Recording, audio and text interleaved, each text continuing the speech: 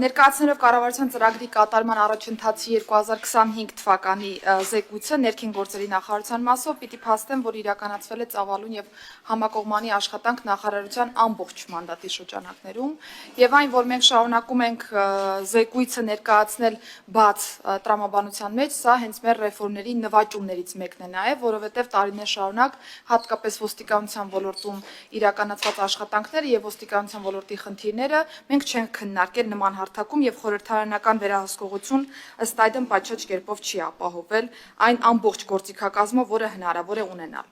Մինչ մանրամասներին անդրադառնալը հարգելի գործընկերներ ցանկանում եմ մի քանի տվյալ հանրայնացնել, որի շուրջ եւ ոչ միայն կկառուցեմ իմ հետագա խոսքը եւ կներկայացնեմ կատարված աշխատանքները։ Առաջին արձանագրումը, որ անկախությունից ի վեր 2025 թվականը առաջին տարին է, երբ մենք քաղաքացիների միգրացիոն դրական սալդո ունենք։ Սա նշանակում է, որ հաստատված խաղաղության բազմաթիվ ոլորտային բարեփոխումների արդյունքում առաջին անգամ արձանագրվում է ՀՀ քաղաքացիների ներգաղթ եւ այս միտումները մենք պետք է խնամքով պահպանենք եւ ավելի արդյունավետ դարձնենք։ Երկրորդ արձանագրումը Հայաստանը այս պայծրությամբ միակ պետությունն է, ում հետ ԵՄ-ն ակտիվ երկխոսություն է վարում վիզաների ազատականացման թեմայով եւ միակ պետությունն ենք, որը երկխոսության մեկնարկից ի վեր ռեկորդային արագ ժամանակահատվածում ստացել է գործողությունների ծրագիրը։ Հայաստանը ներդնում է ԵՄ նոր ստանդարտին համապատասխան կենսաչափական համակարգ վերջապես։ ՆԿՆ համակարգում հանրային ծառայությունների ոլորտում աննախադեպ ծավալի թվայնացման աշխատանքներ են իրականացվում։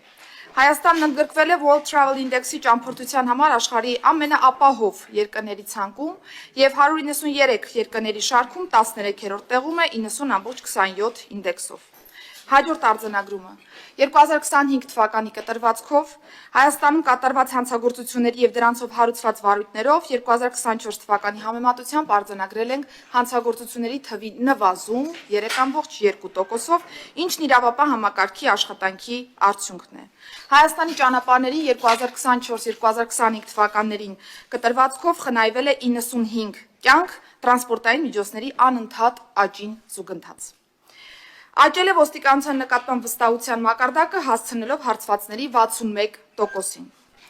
Եվ վերջին արձանագրումը չնայած արտակարգ դեպքերի եւ պատահարների թվի աճին 2025 թվականին դրանց հետևանքներով տուժածների թիվը նվազել է 1601-ով, իսկ զոհերի թիվը 59-ով։ Հիմա ավելի մանրամասն հարգելի գործընկերներ, սիրելի ներկաներ, սիրելի հայրենակիցներ։ Հաշվետու տարում շարունակվել է միգրացիա եւ քաղաքացիության ոլորտի զարգացման աշխատանքները եւ ես ինչպես նշեցի, մենք ստացել ենք գործողությունների ծրագիրը եվրոպական կողմից եւ ես որպես գլխավոր բանակցող երբ 2025 թվականի նոյեմբերի 5-ին ստացել եմ գործողությունների ծրագիրը, այն անմիջապես հանրայնացվել է թե բնօրինակով եւ թե նաեւ հայերեն թարգմանությամբ, որպիսի մեր քաղաքացիները եւս կարողանան հետեւել եւ հասկանալ, թե պետությունը ինչպիսի հանձնառություն է ստանձնում Եվրոպական միության վիզաների ազատականացման երկխոսության շրջանակներում եւ կարողանան հետեւել դրա առաջխաղացմանը։ Փաստեմ, որ ներքին գործերի նախարարությունը ստանձնել է այս համատեքստում միջգերատեսչական համակարգողի դերը եւ զուգահեռ աշխատում ենք բոլոր մեր գործընկեր գերատեսչությունների հետ, որոնք հանդիսանում են ծրագրի որևէ հենանիշի հասցեատեր։ Եռում փուլում են գտնվում նոր կենսաչափական համակարգի ներդրման հետ կապված աշխատանքները եւ ես ուրախությամբ պիտի փաստեմ, որ ի վերջո Հայաստանի Հանրապետությունը կկարողանա իր քաղաքացուն տրամադրել նոր սերնդի կենսաչափական փաստաթղթեր, անձահաստատող փաստաթղթեր եւ այս ժամկետը մեզ համար 2026 թվականի աշունն է։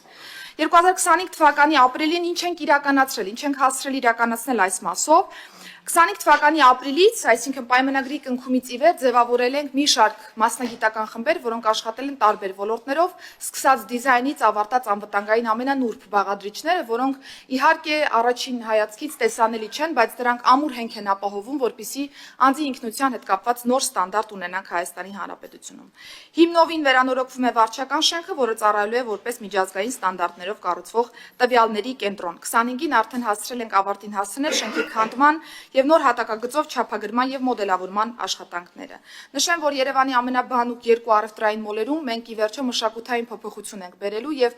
այսուհետ նաեւ այսպիսի ծառայություններ են մատուցելու մոլերի շրջանակներում, ընդ որում կենսաչափական տվյալների հավաքագրման բոլորը մեկում ինքնասպասարկման սարքավորումներով, մանկական խաղասրահով, սպասարկման միջազգային ստանդարտներով։ Եվ սա թույլ կտա Հայաստանի Հանրապետությունում ի վերջո փակել անձնագրային ծառայությունների հնամաշ եւ ցածրորակ էջը։ կոտրելով նաև ոլորտի կարծրատիպերը քաղաքացուն մատուցվող ծառայությունների տեսանկյունից։ Զուգահեռաբար մենք ավարտին ենք հասցրել նաև անձնագրի դիզայնի հետ կապված աշխատանքները եւ առաջիկայում առիթ կունենանք հանրայնացնելու նաև այս իրավիճակը։